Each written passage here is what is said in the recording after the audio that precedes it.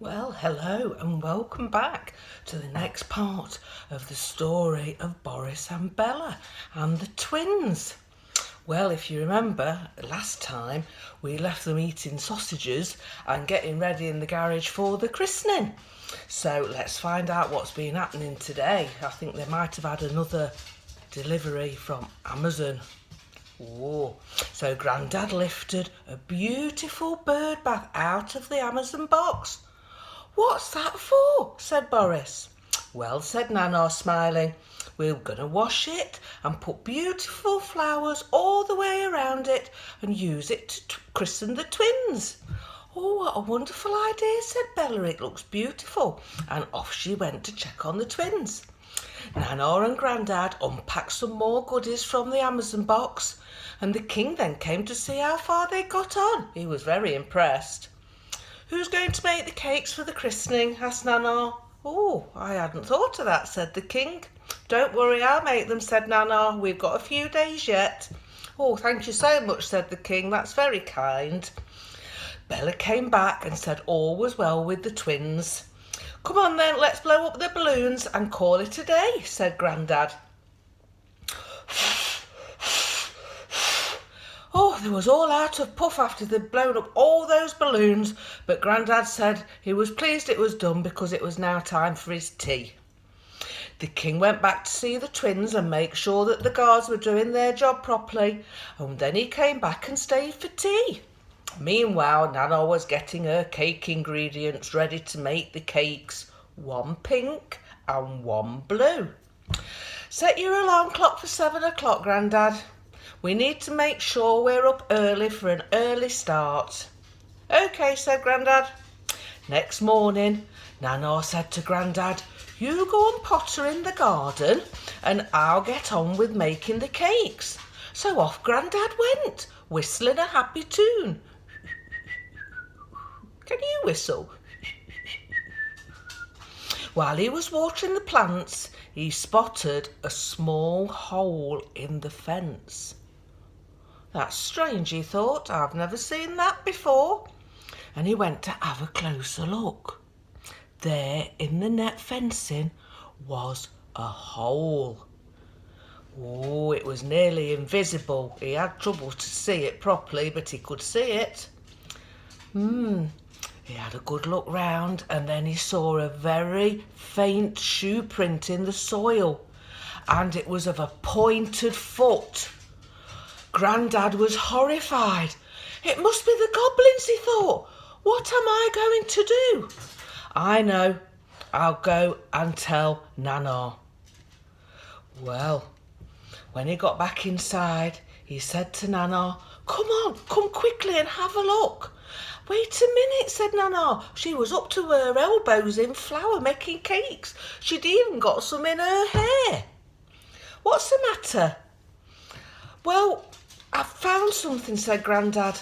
"Well, I can't just leave this. It's nearly ready for the oven," said Nana. "OK," said Grandad. "I'll wait." And he started tapping on the worktop. "Oh, come on," said Nana. "Let's leave the cakes for a minute. Let's come and show me what you found. Let's see what's so important." So off they went down the garden, and then Grandad pointed to the hole and to the pointed shoe print. "Oh," said Nana, "I'm not quite sure what that is." "Do you think it's the gnomes?" said Grandad. "I'm not sure," said Nana. "Come on, let's go back to the house. We'll make a cup of tea and make a plan." "Do you think we should warn the gnomes?" said Grandad. "No, not yet," said Nana. "There's no point worrying them yet. I've just thought of a cunning plan. We'll use our magic treasure chest and make ourselves invisible, and then we can creep around the garden and see if we can hear anything." So Nana and Grandad used the magic treasure chest, said the magic words, and became invisible. They slowly walked round the garden, listening to all the sounds. And because nobody could see them, they got very close to all the animals and the birds. A little mouse got the fright of his life when he heard a noise, but he couldn't see anything. But just to be safe, he scarpered away. Nana and Grandad continued to patrol the garden, and suddenly Nana caught hold of Grandad's arm. "I can hear something," she whispered. "What does it sound like?" said Grandad back. "Oh, I don't know what it is. Listen again. We need to be very, very quiet." Grandad listened. They crept closer and closer, and sure enough, there in the bushes, there was 2 goblins, and they were making plans to kidnap the twins. The goblins couldn't see Nana and Grandad, but they was very cautious. They knew something was not quite right, and they kept quiet. Nana and Grandad were much cleverer though, and they kept even quieter too. After some time, the goblins thought it was safe to continue talking about their plans. So Nana and Grandad heard everything. Then they slowly moved away so that the goblins didn't hear them. When they got back to the house, Nana and Grandad was very worried. "What shall we do?" said Grandad.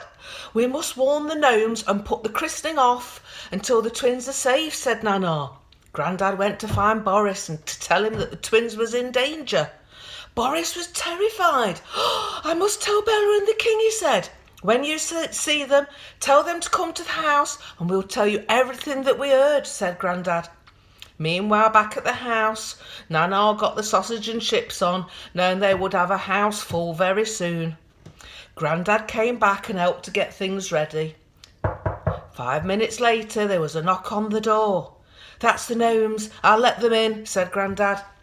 When they finished their sausage and chips, the king said, "So what's all this about? The goblins having a plan to kidnap the twins, Grandad." "So, what do you think the plan was? What did Nana and Grandad tell the king? And how are the gnomes going to stop it from happening?"